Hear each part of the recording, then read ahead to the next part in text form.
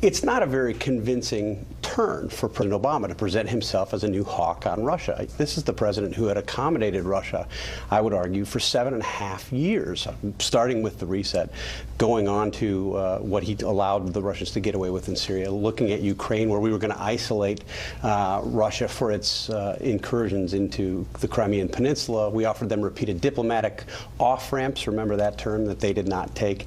And now you have the president acting tough. Well, I guess it's nice that the president's finally acting tough to Vladimir Putin, who's been, I think, threatening our interests and aggressively expanding his reach for years.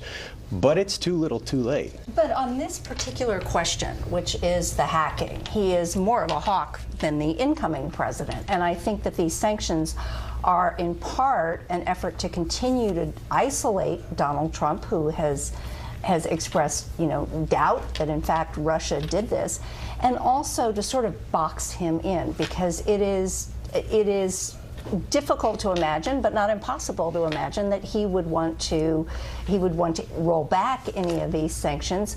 The president-elect issued a statement just a few moments ago saying we need to move on, repeating yesterday's, but also saying that he will be meeting with intelligence officials to talk about just exactly what they know. That is moving him. But can I just say, just to jump in real quick, think about what you just said.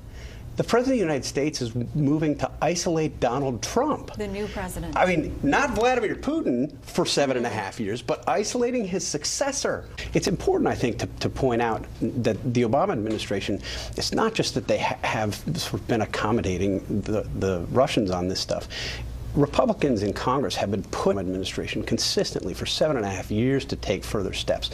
Tom Cotton and others tried to insert language into the Intel Authorization Act that would have just sought to enforce existing rules about how diplomats from Russia travel around the country. They're not allowed to travel more than 25 miles from diplomatic outposts without seeking permission or notifying the State Department.